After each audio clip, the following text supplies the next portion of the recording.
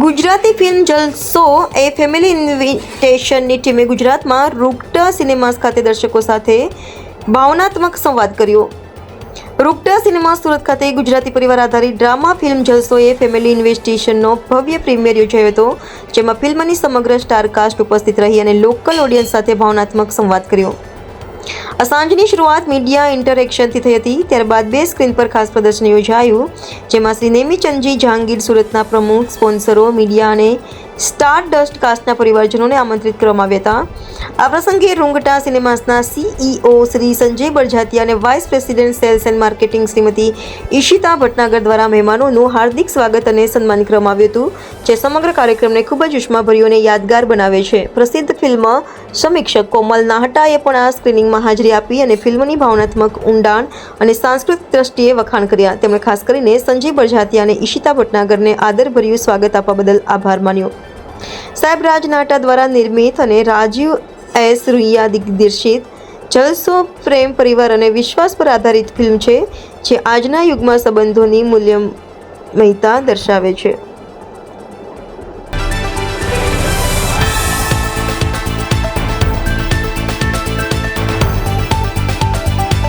ભાવિનભાઈ, તમે આ આટલી મોટી ફિલ્મ કરી, તો આમ તો તમારી આ ત્રીજી ફિલ્મ છે, બરાબર છે, પણ ડેબ્યુ આ પહેલી કહેવાય તમારી. તો આ ફિલ્મનો એક્સપિરિયન્સ તમારો કેવો રહ્યો બધા કલાકારો સાથે?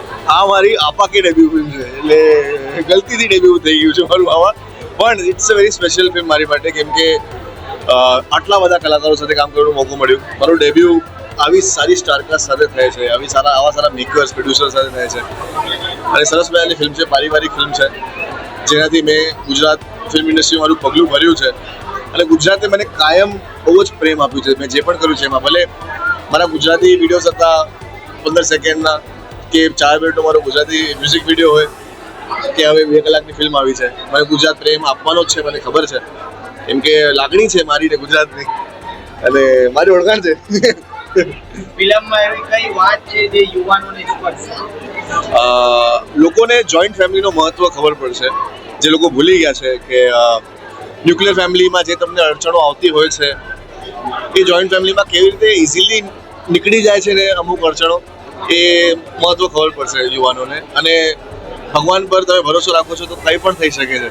એ પણ એક બીજો સવાલ, અત્યારે ફિલ્મ રિલીઝ થઈ ગઈ છે, તમારા વખાણ તો બહુ થાય છે કે ગુજરાતનો એક નવો સ્ટાર મળી ગયો, પણ અમે સાંભળ્યું છે કે તમે ગાઓ છો પણ બહુ સુંદર અને લખો છો પણ તમારા ગીત. તો આ ફિલ્મમાં તમે ગાયું છે?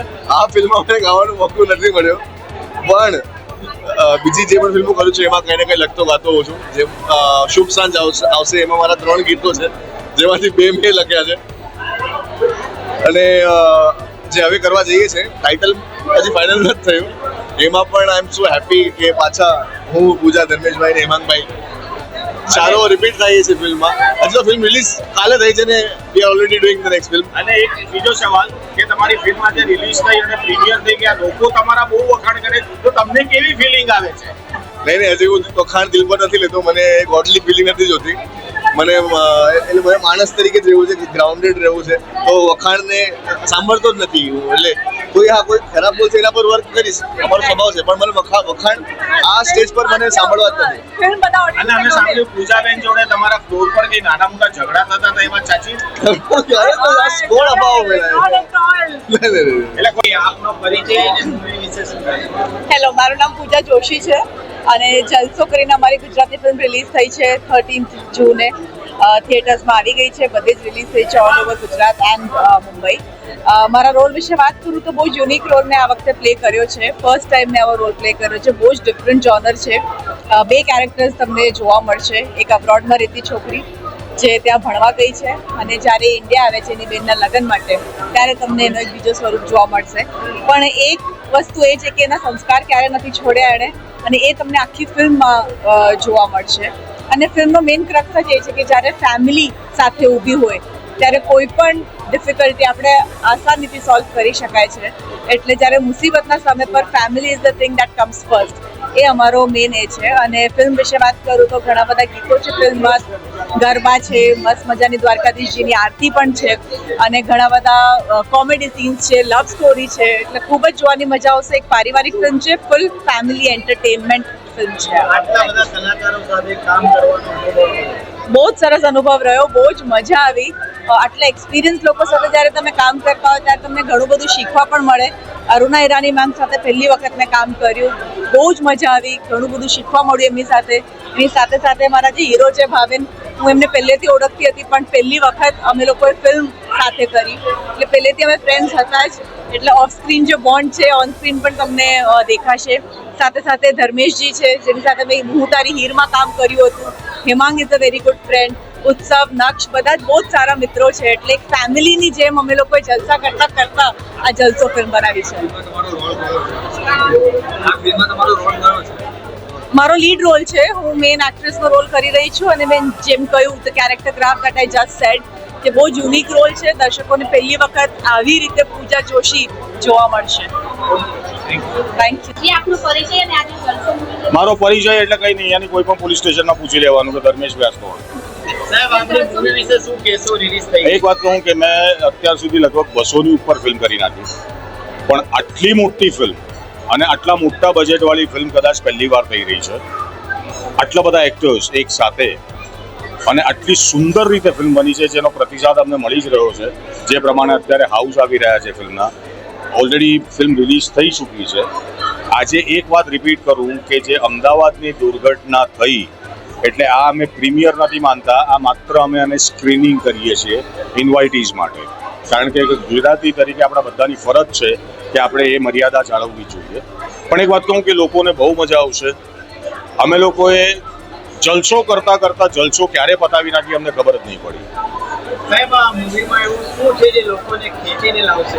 હા, એક બહુ મોટી વાત જે હું વર્ષોથી કહેતો આવતો છું કે જોઈન્ટ ફેમિલી અત્યારે કોન્સેપ્ટ આપણા સમાજમાં ભાંગી જ ગયો છે.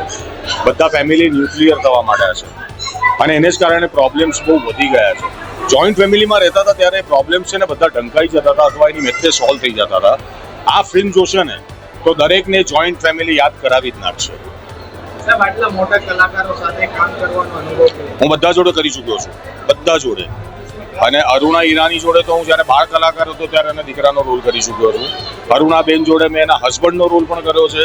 અરુણા ઈરાનીના મેં ભાઈનો પણ રોલ કર્યો છે, એના જીજાનો રોલ કર્યો છે. અરુણા ઈરાની પ્રોડક્શનમાં બધી સિરિયલોમાં હું કામ કરી ચૂક્યો ત્યારે સાથે હતા. મારો ધર્મેશ વ્યાસ એક બહુ નહીં સાહેબ, ડાયલોગ નહીં, ના જરા પણ નહીં. ધર્મેશ વ્યાસ મારો એક જ ડાયલોગ છે, આખી ઇન્ડસ્ટ્રીને ખબર છે દરેક લેંગ્વેજની, મુંબઈ બાન જલસો, એટલે એટલી સુંદર ફિલ્મ છે. જી, બસ એક સરસ મજાની પારિવારિક ફિલ્મ લઈને આવ્યા છીએ. અને આપણે કહેવાય ને કે અત્યારે જોઈએ ને તો બધા ન્યુક્લિયર ફેમિલી થવા માંડ્યા છે, બે ત્રણ જણાના ફેમિલી. અને એક જે સંયુક્ત કુટુંબનું જે હૂંફ હતી ને એ અત્યારના જમાનામાં નથી રહી. તો આ ફિલ્મ જોવાથી તમને એક એ હૂંફ મળશે કે યાર આપણે જ્યારે પહેલાના જમાનામાં એક સાથે બધા રહેતા હતા તો કેટલી મજા કરતા હતા. કોઈ પણ એક વ્યક્તિને ક્યાં પણ એક તકલીફ પડે તો પરિવારના બધા લોકો એક સાથે આવીને ઊભા રહેતા હતા. તો એક સરસ મજાની આ પારિવારિક ફિલ્મ છે જે તમારા ઘરમાં નાનકડું છોકરું જે હશે, જે સમજતું હશે કે જેને કોને ફોઈ ફુવા કહેવાય, કોને માસા માસી કહેવાય, એનાથી લઈ અને 85, 80, 90 વર્ષના જે વડીલો હોય એમના માટે બધા જ માટે આ ફિલ્મ છે. આ મેસેજ એ જ છે, મેં જે કીધું એ જ કે સંયુક્ત પરિવારની જે એક તો મોજ અને પ્લસ જ્યારે કોઈને તકલીફ પડે ને ત્યારે આખું પરિવાર સાથે આવીને ઊભો રહે, એ એક સરસ મજાનો મેસેજ લઈને આવ્યા છે અમે લોકો.